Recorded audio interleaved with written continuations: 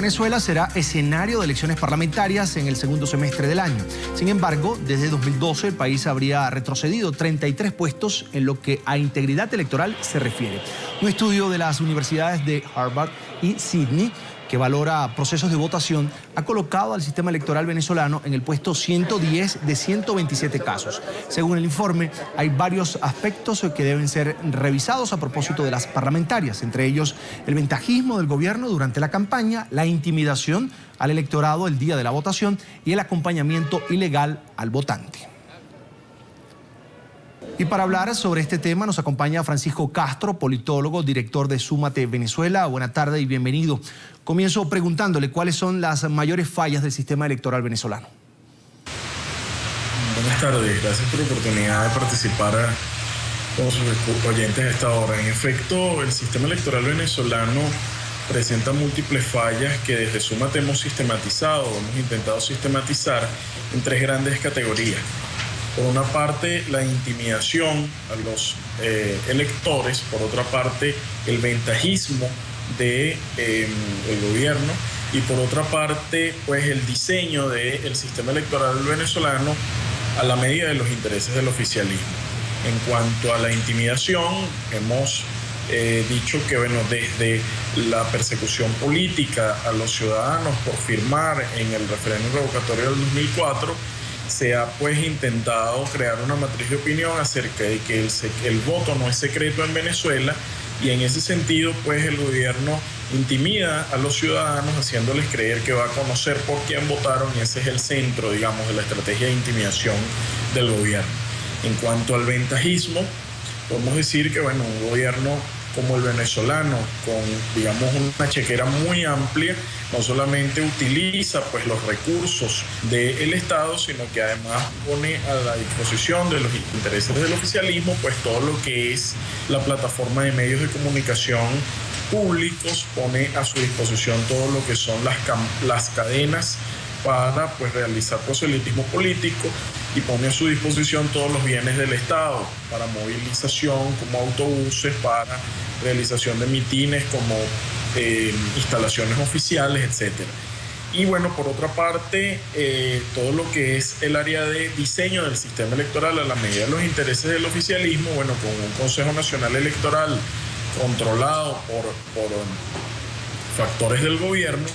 Encontramos pues allí como hay personas que militaron en el Partido Socialista Unido de Venezuela y fueron rectores, y posteriormente además fueron vicepresidentes o tuvieron altos cargos en el gobierno, pues fueron quienes controlaron el Consejo Nacional Electoral. Y desde ese Consejo Nacional Electoral, pues se ha realizado gerrymandering en la conformación de las circunscripciones, se ha realizado pues la redacción de un proyecto de ley que es violatorio al principio de proporcionalidad en la Constitución, y se ha realizado pues un conjunto de, por ejemplo, migraciones extemporáneas de ciudadanos en el registro electoral, entre otras múltiples irregularidades que pues configuran un sistema electoral y un Consejo Nacional Electoral que utiliza la discrecionalidad que le otorga la ley para actuar a favor del partido de gobierno.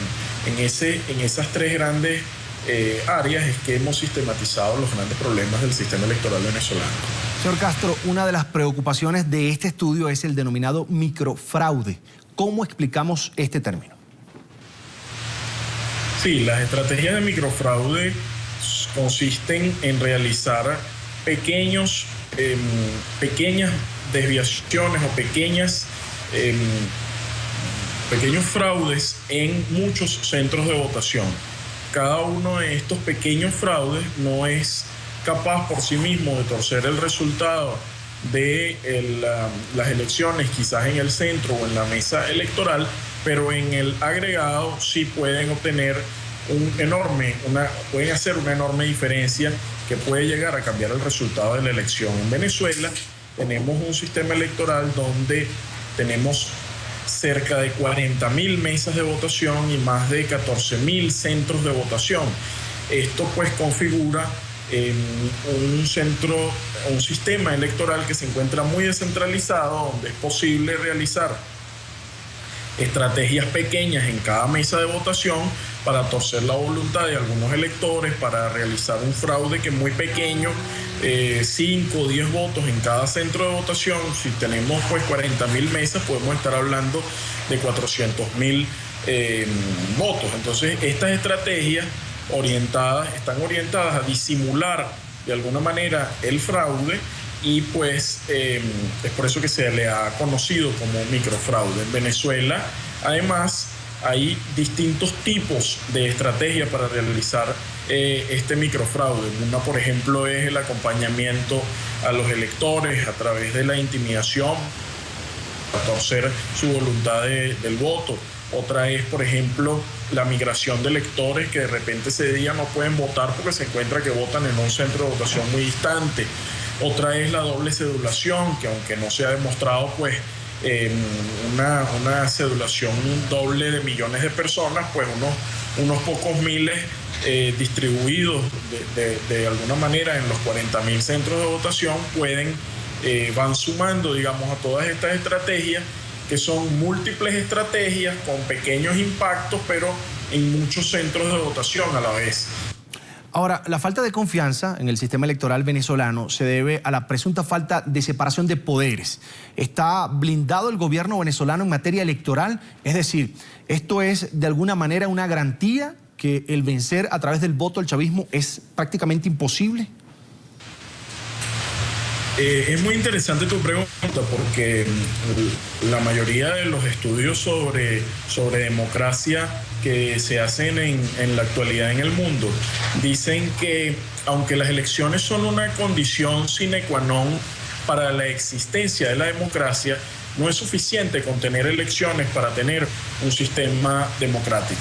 Para tener un sistema democrático consolidado es necesaria una separación de poderes, una independencia institucional y una pues transparencia en el manejo de los poderes públicos y de las instituciones.